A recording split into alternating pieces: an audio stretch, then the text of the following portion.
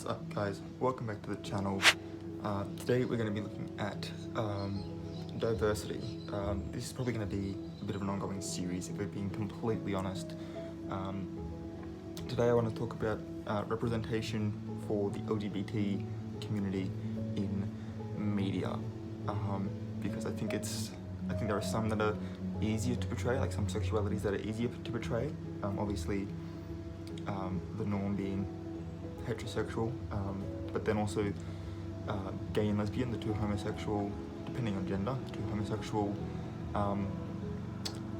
sexualities. I feel like they're easier to portray in cinema, in film specifically, because everything else I feel is a little bit more complex, and there's like a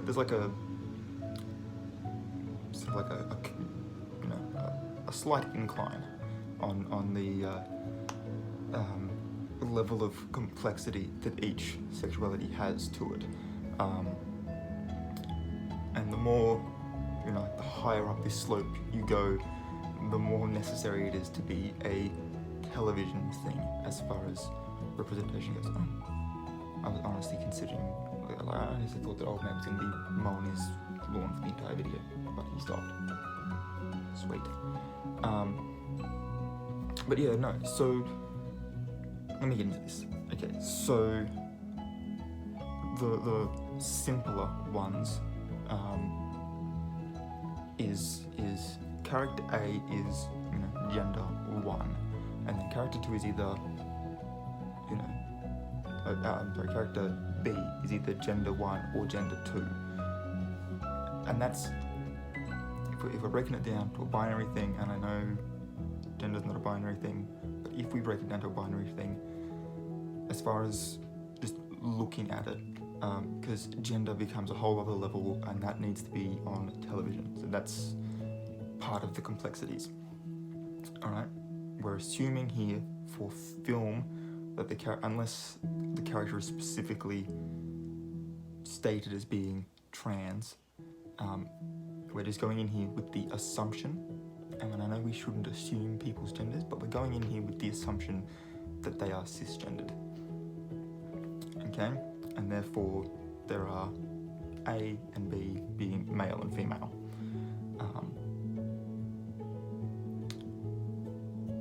And I know that there's also like a gender, and like I said, there's a level of complexity to it.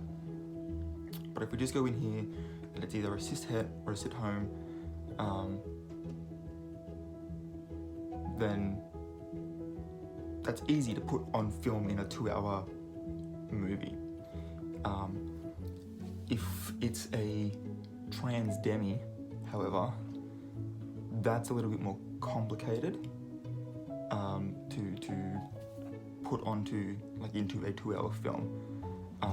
That's something that's much easier to put into, say, a 24 episode television series with each episode being 45 minutes long, because what you'll find is 2 episodes there equals an hour and a half, which is almost what your movie is anyway, and you've still got 22 episodes after that.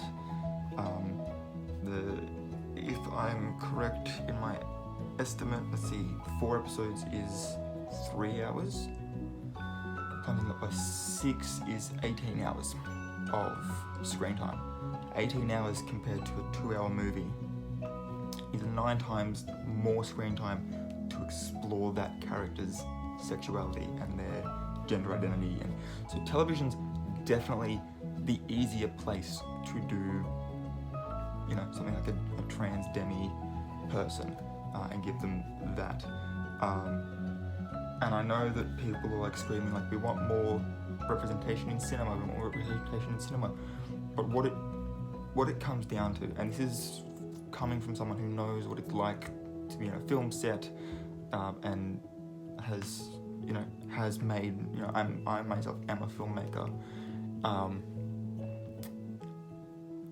You've got to also understand, 1, the time restraints. 2, most films aren't trying to focus on their representation. That might be an inspiration, like, oh, I want to make this so that this specific demographic has representation in this in film. I want to make sure that there's at least representation for this, but that could also be looking at race, it could be looking at religion, it could be looking at politics, it could be looking at anything. It's not necessarily going to be sexuality when you're looking at one demographic.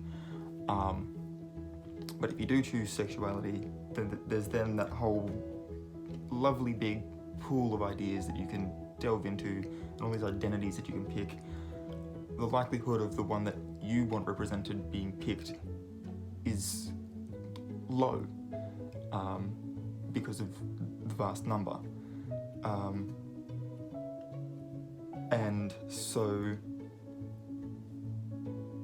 yeah, so if yours gets picked, great. Problem is that film, a big budget film being made by, Disney or Warner Brothers or Sony or Paramount or Universal, or is that an indie film that someone's made that you've really got to go looking for to find?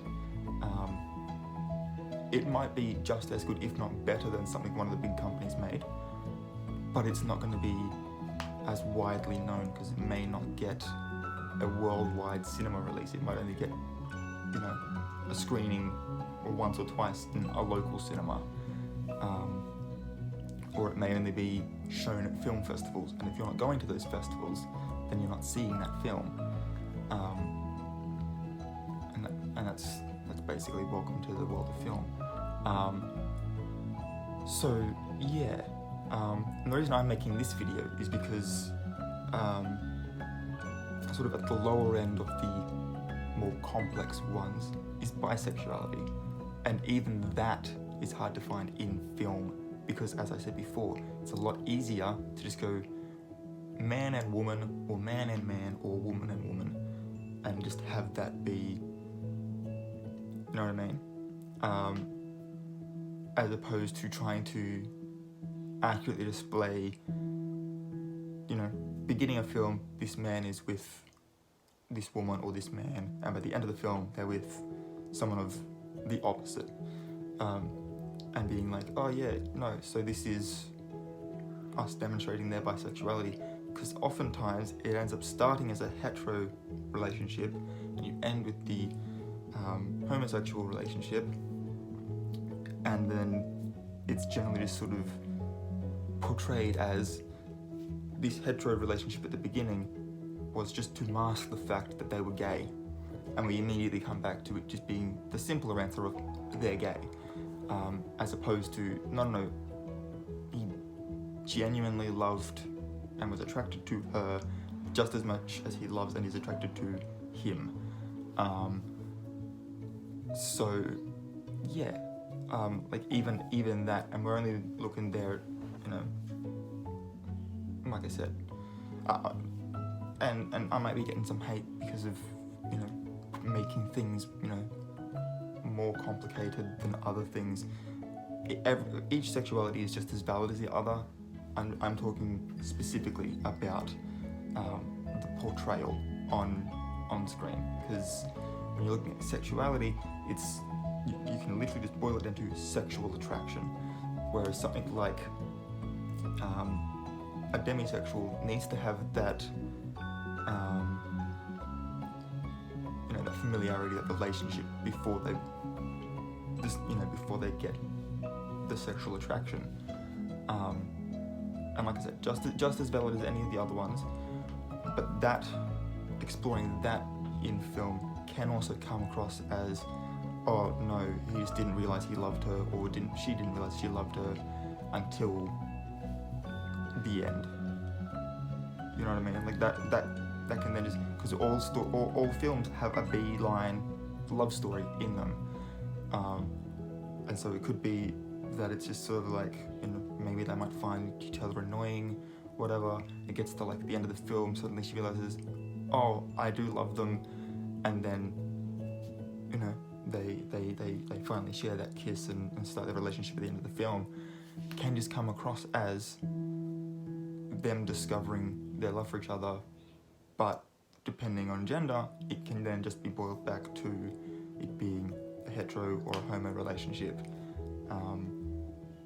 And so it's definitely a TV world thing for these more, as I say, complicated ones. Yeah. TV's definitely the place for those more complicated sexualities to go. So, yeah. Let me know what you guys think in the comments down below. I know this one's potentially a contentious subject to be touching on, but as Mardi Gras is this weekend, I thought let's start with this one. If you liked this video, please give it a thumbs up. And yeah, if you're new here, hit the subscribe button, ring the notification bell if you want to be notified when I upload new videos. And until next time, guys, keep your head screwed on.